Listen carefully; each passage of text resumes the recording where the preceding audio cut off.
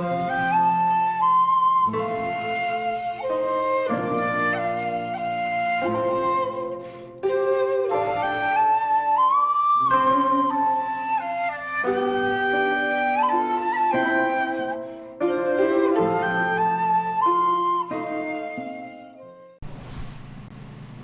there, this is Solitary Ronin from Solitary Ronin Films, and welcome to another episode of Double Take.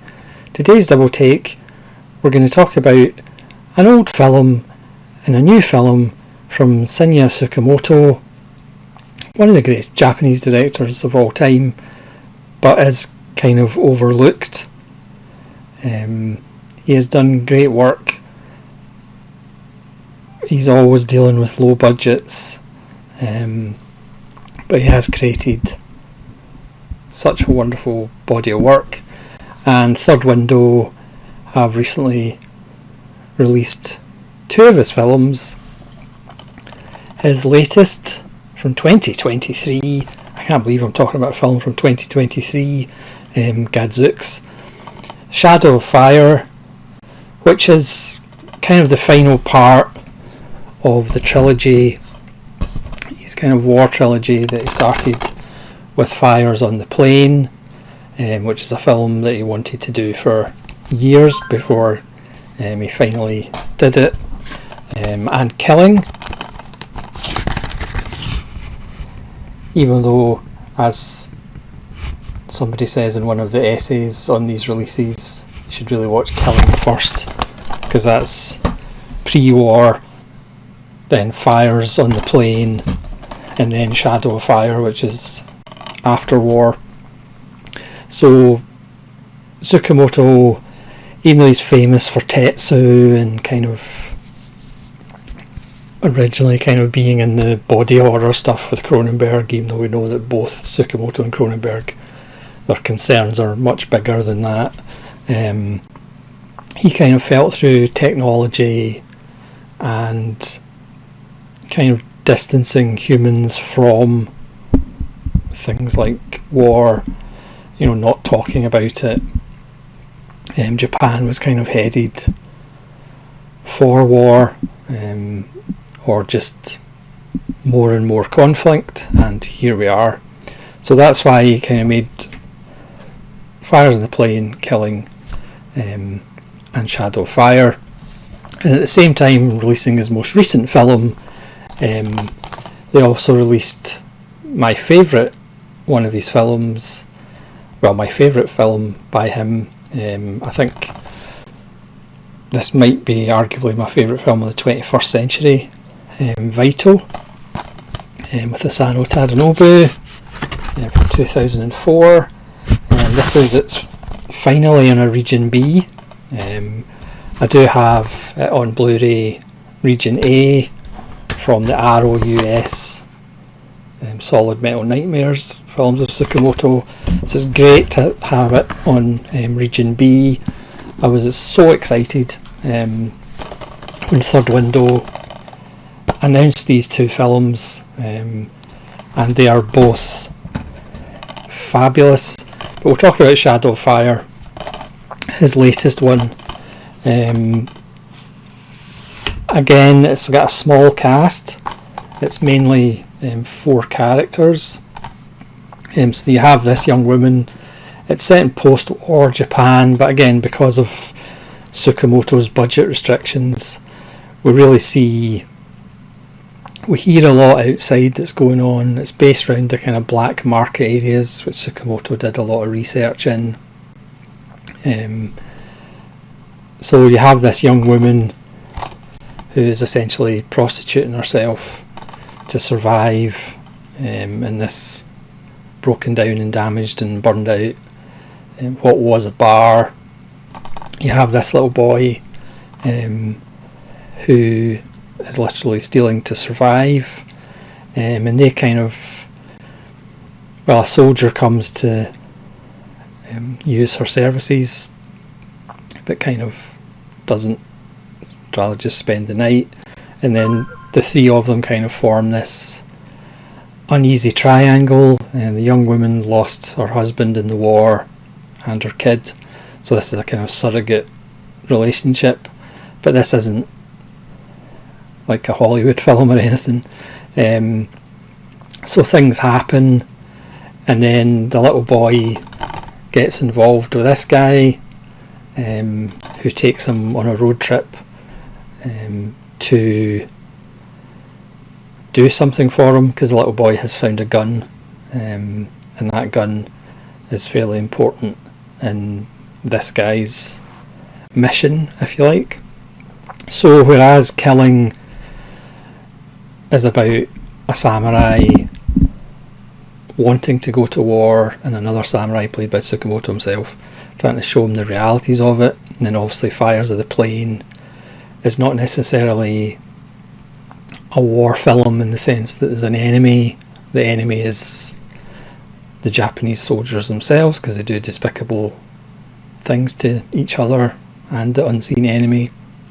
And then Shadow of Fire is about the aftermath. So it's about survival. It's also about the trauma. This young soldier who wanted to be a teacher, he's completely destroyed by PTSD. The other guy isn't having much of a go of it either, as we see in his mission. So it's really interestingly done, like a lot of Tsukamoto films, and certainly with Vital, which I'll talk about shortly. You're not actually sure who the protagonist is. They all kind of are. Again, it's not signposted. We originally think it's the young woman, but very much like a Fire, it goes in all kinds of directions. Again, with all Tsukamoto films, again, because of budget and just because the way he writes, none of his features are longer than 90 minutes. He's so economic. He's certainly not Bressonian in the way he shoots or anything like that, but he does get to the heart of the matter, and there's no fluff, and there's no pointless exposition or anything like that. Tsukamoto, he's another one of these filmmakers that is quite frustrating, that he does have to kind of beg, borrow and steal for finances, when he has created just such wonderful work. But again, his work isn't for everybody. His films aren't happy-go-lucky and everything's going to be alright. Again, with this trilogy, or kind of unofficial trilogy, he did want to try and show people that we're headed for disaster, and that people who think war's fun obviously never fought in one. But I do think this is among his best work. For some reason, I didn't have any doubts that this would be good, because it's Tsukamoto. But this is amongst his finest work. It's actually pretty moving. It's funny, both these films are probably his most emotional films, even though they might not seem to be, or maybe they're just emotional to me, I don't know. But this is just absolutely brilliant. Obviously Fire features throughout his films, and again, it's just all about loss and devastation and misery and trauma. It's just quite wonderful. Both films have a Tom Mess audio commentary. There's a wonderful Robert Edwards video essay which talks about the trilogy in detail. There's a trailer. There's a Tsukamoto and Kota Ishii talk event and a cinema stage greeting, which are always funny in Japan, because obviously everybody's so polite. But a film from 2023 that is absolutely brilliant. And I do think, I mentioned Cronenberg earlier. I do kind of think Cronenberg and Tsukamoto are kind of amongst the cream of the crop of directors that are still working and putting out superb stuff.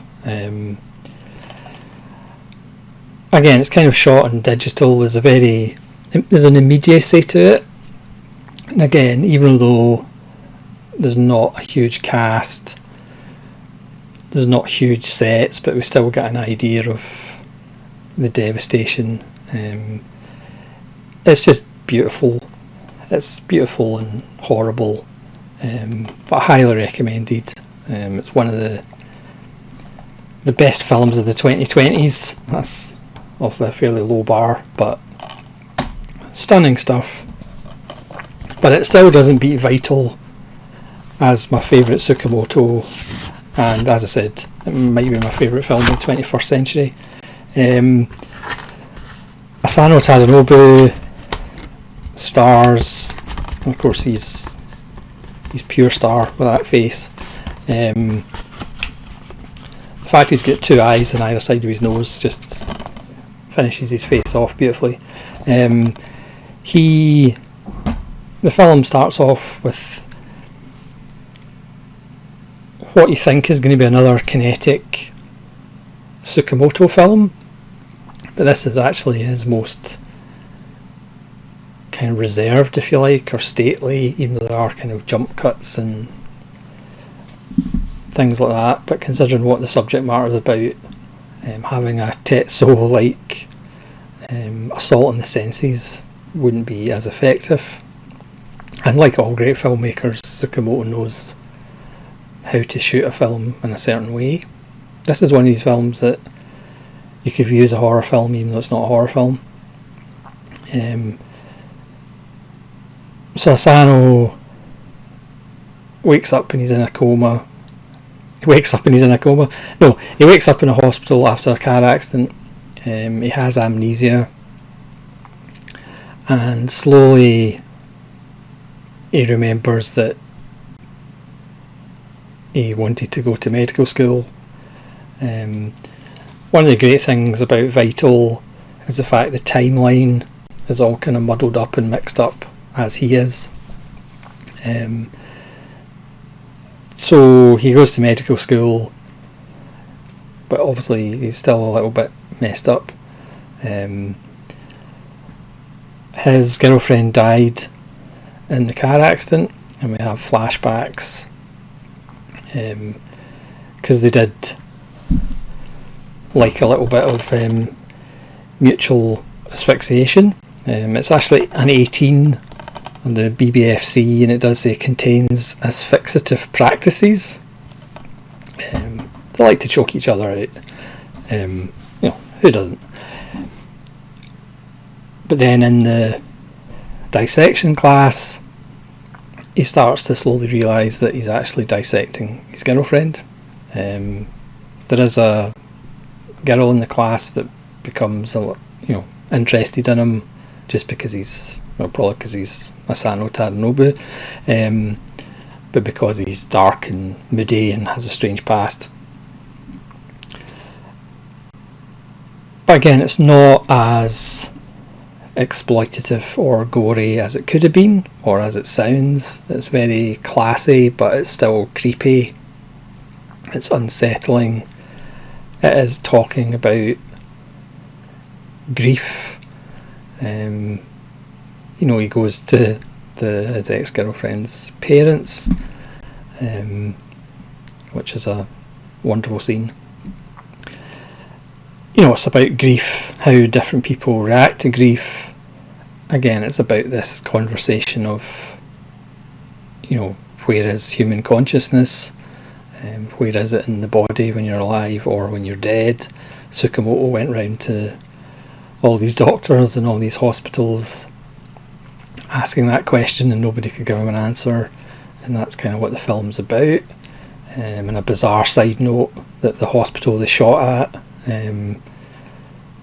Tadanobu thought, this place seems familiar, and actually asked his mum where was I born, and it was actually in the hospital that they shot the film in, which is a nice little bit of coincidence. It's just an amazing film. Again, people might be creeped out by it, but again, it's not exploitative. The dissection scenes are handled beautifully. Again, it's another beautiful, horrible film, brilliant performance by Asano, who doesn't emote that much, but he's just iconic. There's lots of appearances by actors you recognise from 2000s and 90s films, like Kasebe Itoku, Kushida Kazami, and Kunimura Jun. You'll certainly recognise. It's just an absolutely brilliant film, a complete masterwork. Again, this release has a Tom Mes audio commentary, a making of the Shinya Tsukamoto interview, and there's a Jasper Sharp video essay. It's a special effects featurette and a music video by Kiki, who plays the girlfriend that's alive. Again, it's just the fact nothing's explained, the timeline isn't explained. It's not like, 6 months ago, 2 weeks ago, you just let it unfold. It's absolutely riveting, and it's just a complete masterpiece. So now that it's out on Region B, I would highly recommend you go over to the Third Window or Terracotta, or anywhere really, and buy these two, because they're absolute masterpieces. Obviously I need to watch Shadow of Fire a bit more before I say masterpiece, sorry, but Vito certainly is a masterpiece in my opinion. My opinion is not fact, and give Tsukamoto a bit more love, because he doesn't really get talked about as much as he should, because if you look at his body of work, it's pretty impressive with what he has, as in not a lot of money. He lacked in other films to get money, he lacked in his own films. Fortunately he's a very good actor as well. He's not in Shadow of Fire, before you ask. He's not in Vital either, bizarrely. But both are absolutely stunning films, and I would highly recommend you pick them up, because I do think Vital might disappear from the shelves quite quickly, because certainly before I got the Tsukamoto set, and because Third Window had released a bunch of his films, Gemini,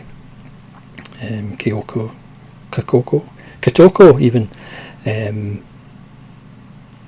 don't be surprised if Vital suddenly becomes OOP quite quickly, because it's absolutely wonderful. As I said, it's one of the best films of the 21st century, and it's just so fantastic. And Shadow of Fire is quite fantastic too. It's actually a film with a child that's not annoying. Imagine that. That just shows you how good Tsukamoto is. So thanks very much for watching this episode of Double Take. Please let me know if you've seen the films and what you think of them. And again, these are, I know I recently did an Indicator September video, and I wouldn't necessarily urge anybody to go out and buy them, certainly not at full price, but I would urge you to buy these, because they are absolutely fantastic, and they're not that expensive. So thanks very much for watching. This is Solitary Ronin from Solitary Ronin Films, saying farewell.